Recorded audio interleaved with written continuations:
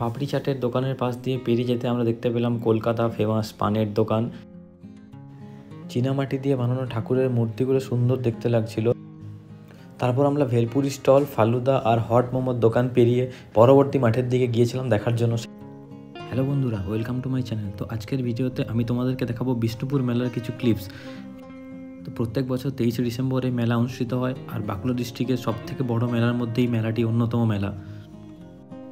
তো মেলার মধ্যে প্রবেশ করে প্রথম মাঠে আমরা দেখতে পেলাম বিভিন্ন রকমের জিনিসপত্রের দোকান রয়েছে। ছোট ছোট স্টল করে এখানে দোকান থাকে বিভিন্ন রকমের, এই যেমন কাঠের ডিজাইন করা জিনিসপত্র দেখতে পাচ্ছি আমরা এই দোকানের মধ্যে। তারপর এক কাকিমার সঙ্গে পরিচয় হলো, সেই কাকিমার সাথে কথা বললাম, জিনিসগুলি উনি কোথা থেকে এনেছেন সেই ব্যাপারে জিজ্ঞেস করে আমরা পরবর্তী স্টলের দিকে চলে গেলাম। মেলা মানে খাবারের দোকান ম্যান্ডেটারি, আর দেখতে পাচ্ছ মিষ্টি সুন্দর করে খাজা খাটি গজা সাজানো রয়েছে, গরম গরম তৈরি হচ্ছিল সেখানে সব কিছুই। মাঠের পিছনের দিকে যাওয়ার সময় মরণ কুয়ার মধ্যে বাইক চলার শব্দ শোনা যাচ্ছিল। সেই আওয়াজকে উপেক্ষা করে আমরা বন্দুক দিয়ে বেলুন ফাটানোতেই মনোযোগ দিয়েছিলাম। মাঠের পিছনে দিকে গিয়ে দেখতে পেলাম মেলার অন্যতম আকর্ষণ নাগরদোল্লা টয় ট্রেন সেখানে রয়েছে।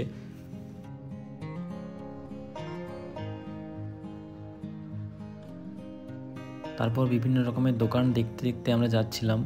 অবশ্য কিছু জিনিসপত্র প্রয়োজন ছিল না, আমরা জাস্ট ঘুরতে গিয়েছিলাম, তাই কিছু কেনা হয়নি সেরকমভাবে।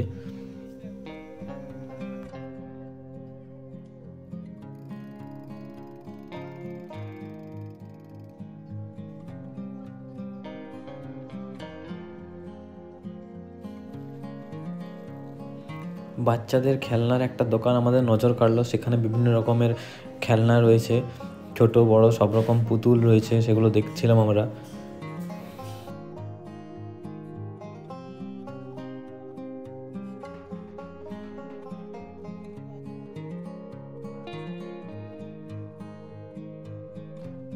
ছোট বাচ্চাদের আকর্ষণের চড়ক গাড়িও এখানে দেখতে পেলাম আমরা। তো সবাইকারই ইচ্ছে থাকে সব বাচ্চাদের এসব চড়ার।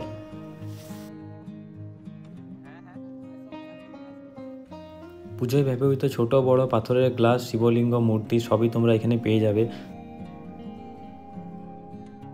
যেখানেই যাচ্ছিলাম আমরা এরকম টেডি বিয়ার চোখে পড়ছিল, এগুলো খুব ভালো লাগছিল দেখতে।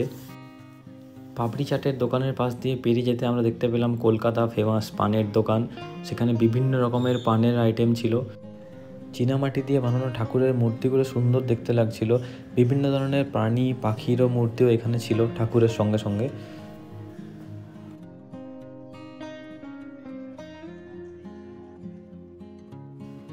তারপর আমরা ভেলপুরি স্টল, ফালুদা আর হট মোমোর দোকান পেরিয়ে পরবর্তী মাঠের দিকে গিয়েছিলাম দেখার জন্য সেই মাঠে কী কী রয়েছে।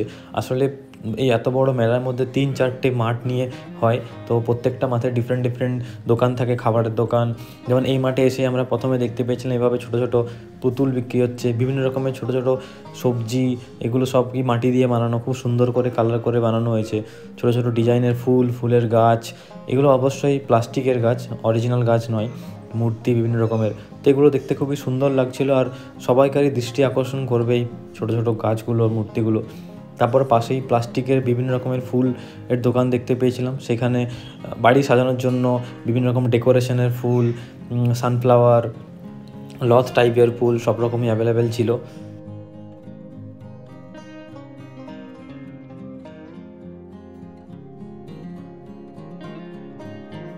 ফুলের দোকান পেরোনোর পরে মেলায় আমরা দেখতে পেলাম যেখানে জামা কাপড় বিক্রি হচ্ছে, সেলে জামা কাপড় বিক্রি করা হচ্ছে। তো সেখানে পেরিয়ে এই যে আমরা 3জনই গিয়েছিলাম মেলার মধ্যে। চা কফি লাভারদের জন্য আমরা একটা উপযুক্ত দোকান পেয়েছিলাম। এখানে বিভিন্ন রকমের কাঁচের, চীনামাটির সব ডিজাইনের কাপ উপলব্ধ ছিল।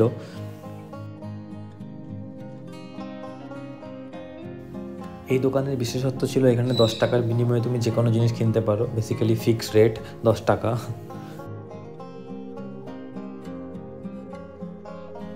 পুরো মেলাটা ঘুরতে অনেক সময় লেগে যাবে, আর প্রত্যেকটা দোকান ঢুকে দেখা সম্ভব হয়নি। তো আমরা এরকম পাশ দিয়ে পেরিয়েই দেখেছিলাম প্রত্যেকটা দোকানই।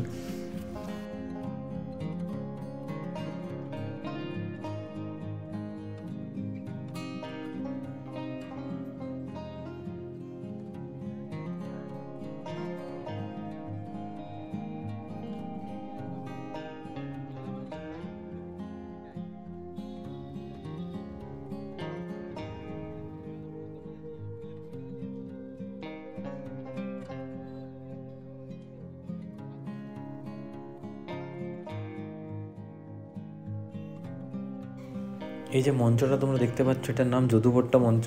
5 দিনব্যাপী মেলাতে সমস্ত অনুষ্ঠান এখানেই পরিবেশন হয়।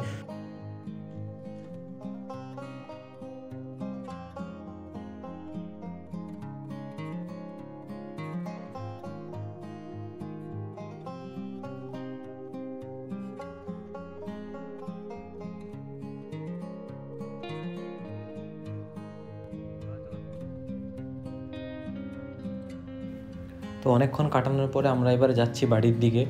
আর দেখা হচ্ছে পরে অন্য কোনো ভিডিওতে। এই ভিডিওটা কেমন লাগলো তোমরা জানিও, আর ভিডিওটা ভালো লাগলে একটা লাইক আর সাবস্ক্রাইব করে দিও। থ্যাংক